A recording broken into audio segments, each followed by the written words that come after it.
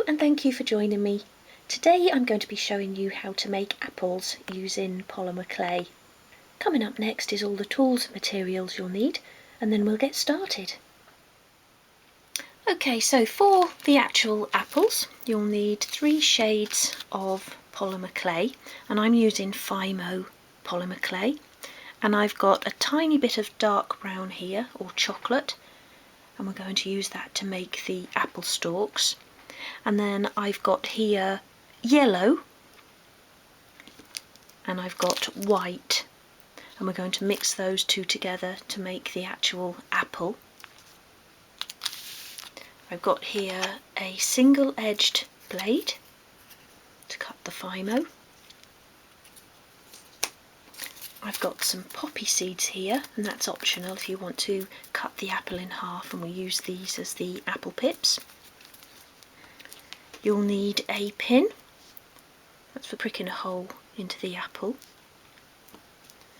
And then I've got my pastels, and this is what we'll be using to actually colour the apples.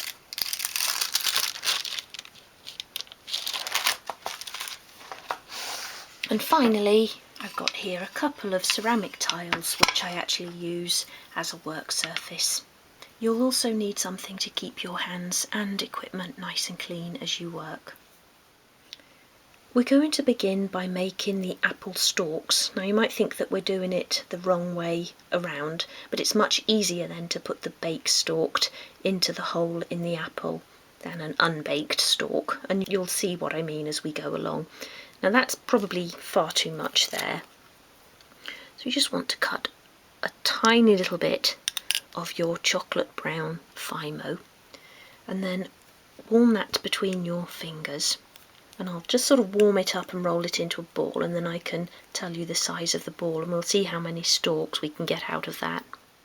And again, this is probably far too much, but what I've done in the past is make and bake some stalks, and then the ones you don't use you can just put into a little bag and keep them for next time you make some apples. So let me just measure that. So that's about 7mm.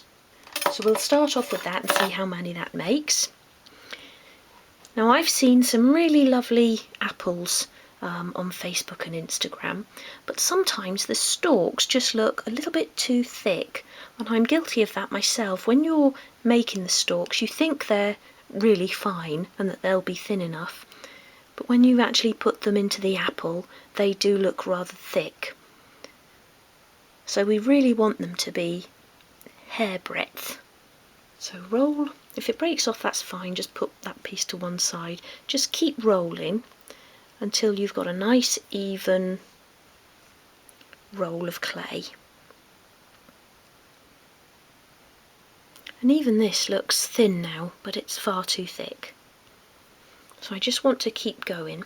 Actually I'm going to cut this end off and get that piece as thin as I can. It's stuck to my finger there.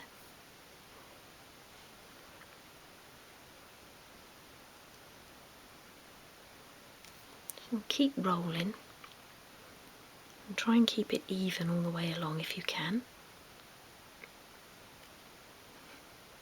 Well, that's going really nice and thin now.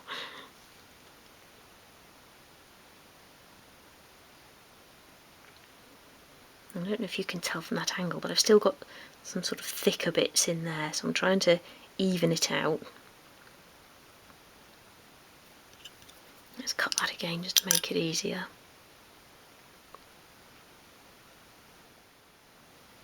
So just get it as absolutely thin as you can. And then we're just going to cut them into about 1/4 of an inch or 6mm lengths. Doesn't matter if they're a little bit longer because we can always trim them once they're baked.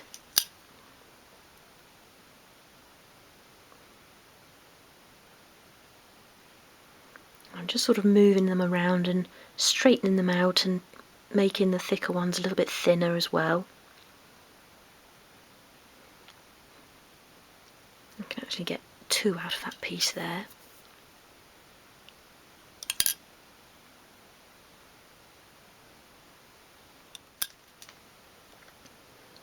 So again, just sort of cut and roll if you think they still look a little bit too thick. And if you can get that little tapered end on them, then all the better. So that's made 32 stalks, and I probably haven't even used half of that ball.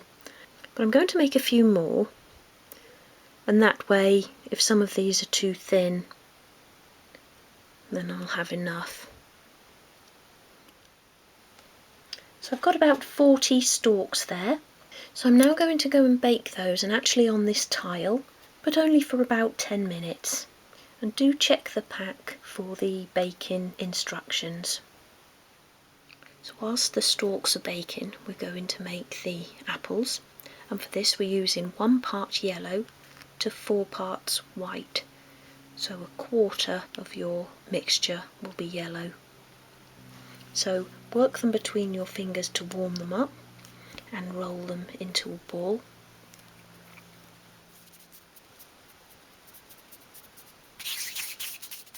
Once you've rolled them into balls, you can then measure them and make sure that your quantities are correct. Now, I had far too much yellow there, so I measured the white ball and then I just kept cutting down the yellow until it was a quarter of the size of the white. Now my white ball measures about 17mm, so that's about 11/16 of an inch, and then that's about 4.5mm, so about 3/16 of an inch.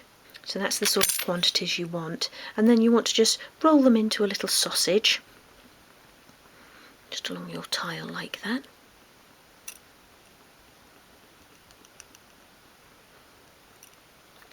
The white one as well. And because I did the yellow first, there was some yellow on my hands, so that's already mixed in with the white. But obviously if you weren't mixing them, then you'd make sure your hands were clean before rolling the next colour.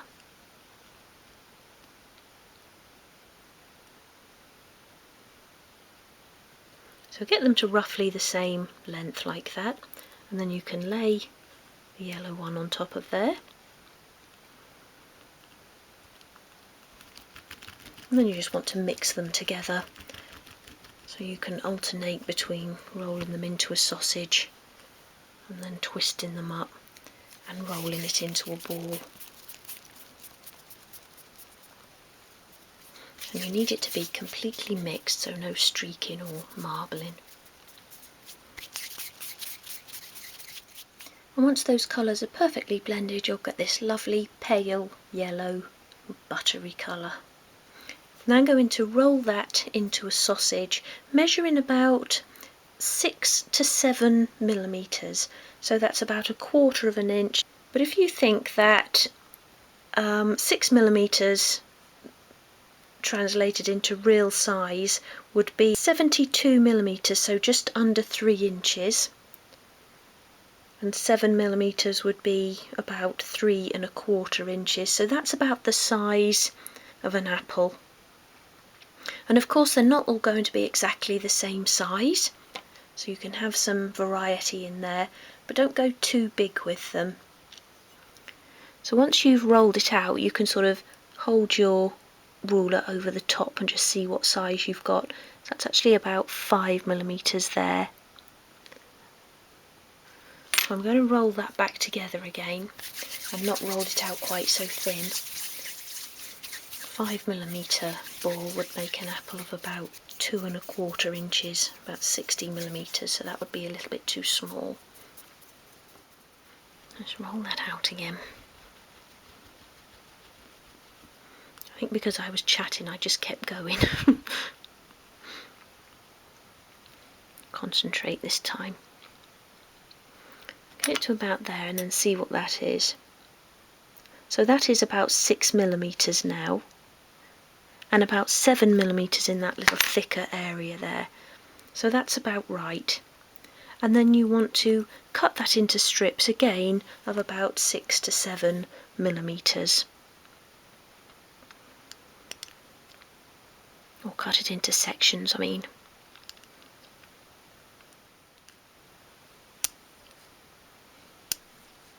And I'm doing this by eye, but if you want to sort of lay your rule alongside and just measure as you go along, then you can do that.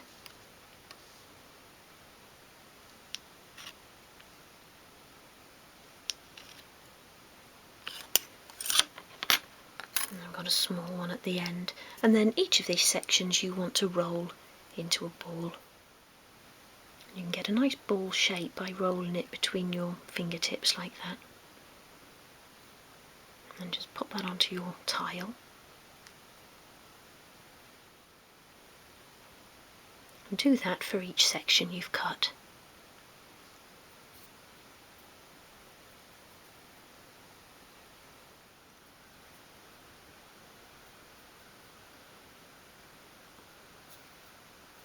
Now you can measure those as you go along, and if you think any of them are a little bit too large, you can just cut a little slice off, like that, and then re-roll to get a smaller ball.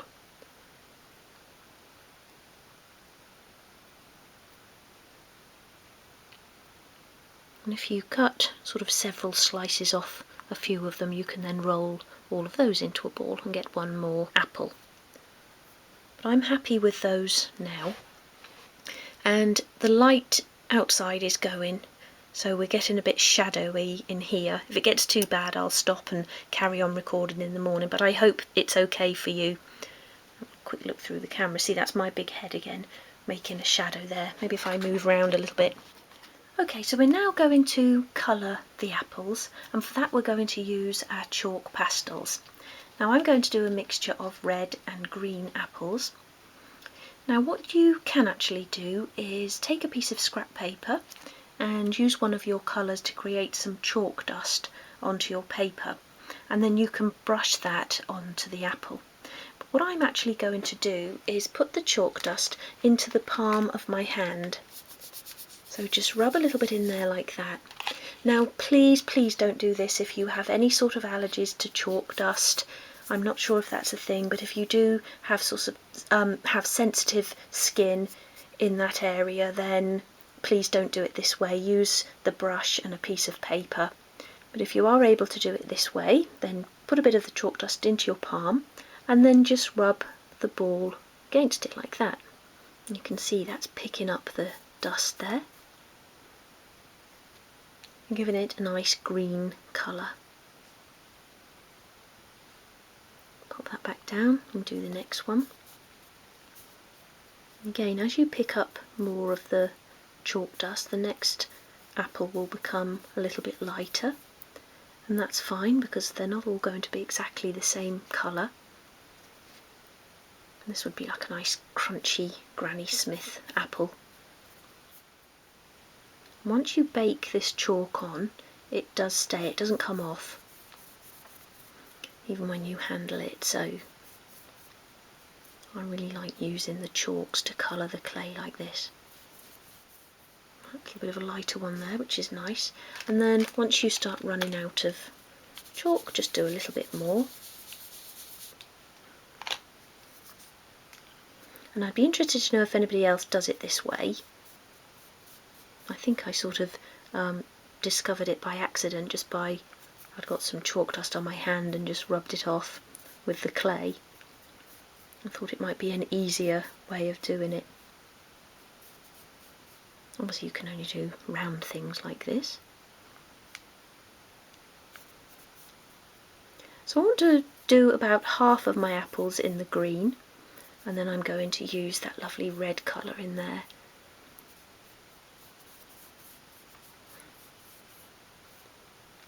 And apples come in all sorts of colours as well, from pink ladies, which are that sort of streaky pink, to that really lovely deep red. I'm not sure what they're called.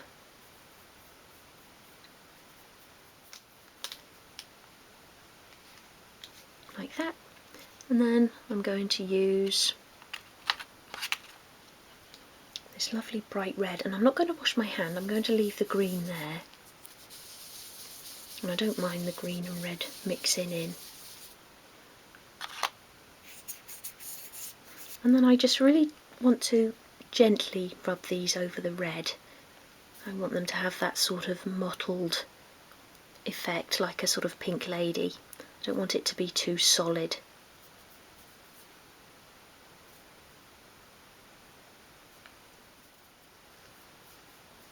And the final one there. And I promise you this does wash off. So I'm now going to go and wash my hands. Okay, so I've brought the stalks back in.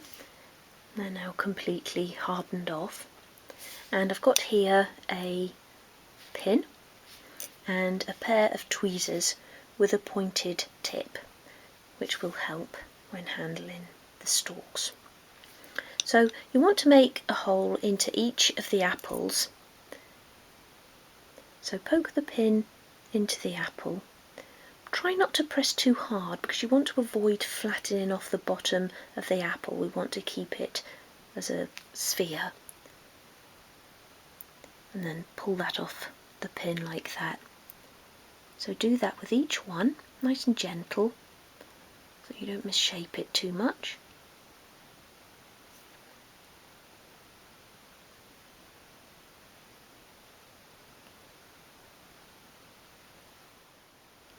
If you feel that you have flattened off the bottom, you can just pick that up and just pinch it in with your fingers like that to round it off a bit better. Or even just having your finger on the top, you can just round it off again on the tile, but don't press too hard.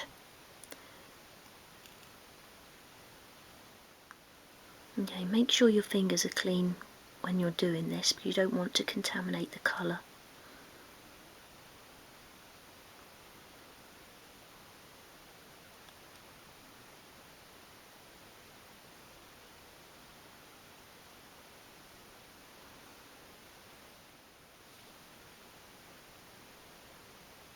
Final one there.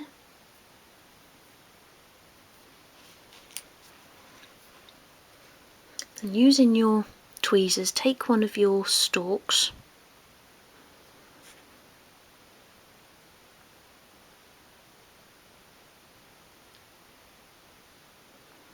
and just pop that down into the hole there. And want a little bit hanging out like that, and then continue the rest.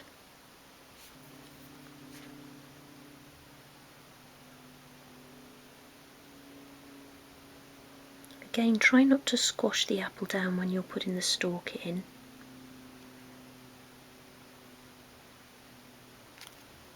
And if your stalk is a little bit too long, then you can just trim a bit off the end like that.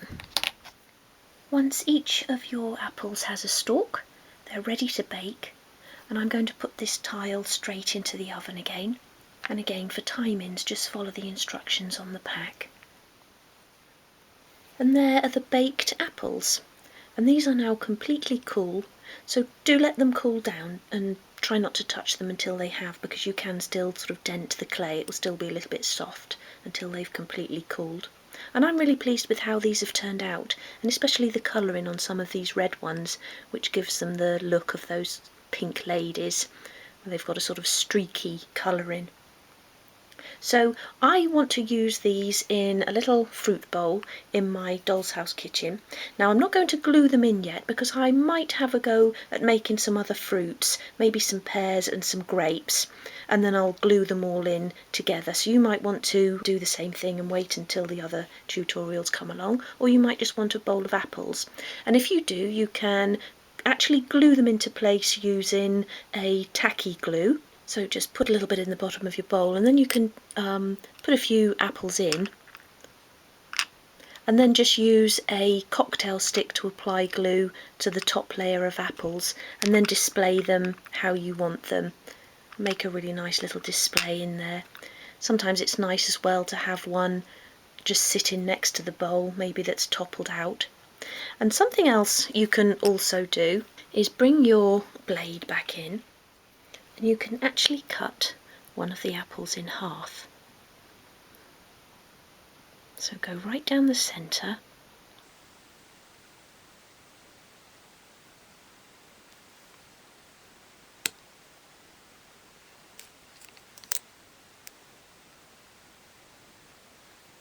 You get that little groove down the centre as well, which makes it look really realistic. And then what you can also do as an added little detail is take a couple of your poppy seeds, or you could use chia seeds, just any little tiny dark seed you can find. And I've got a little bit of tacky glue here.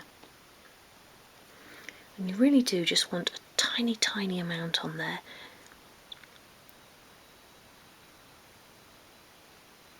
I'm just going to do 4 tiny little dots like that, and then just use your end of your cocktail stick to pick those up, just because they're so tiny.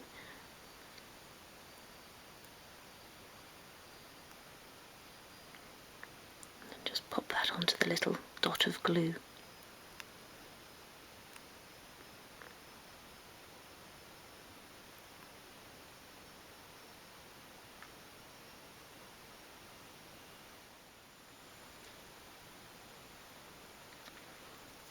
Like that, and they look really good if you're doing maybe like a little baking scene or something like that, and you could have a few apples cut in half. You can slice them as well, and I'll also be using this same technique when we make our cheese board, and I like to have an apple cut in half on there, or a couple of apples. I really hope you've enjoyed this tutorial. Now, as I've said before, my skills are very limited in this area, so I really am just showing you the basics, and there are some wonderful things that can be done with polymer clay, and I'm sure some of you watching may have better skills than I do, so if there are any tips you can give myself or any of the other viewers, that would be appreciated. And hopefully if your sort of skill level is the same as mine, we'll learn as we go along. As I want to make some more fruit, as I said earlier. Another project I have planned is a little wooden vegetable basket, so I want to make some vegetables to go in there as well. I'm going to be doing the spaghetti and pasta, and we'll also be doing that cheese board. And I also want to do some jars of pickles. So there's going to be lots of polymer clay projects coming up for the kitchen. I hope you'll join me for all of them. If you've enjoyed this tutorial, you might like my books. I've published 5 of them so far, and they're all available to purchase from Amazon or from my Etsy shop, and I'll link below in the description. And for now, thank you for watching, and I hope to see you again soon.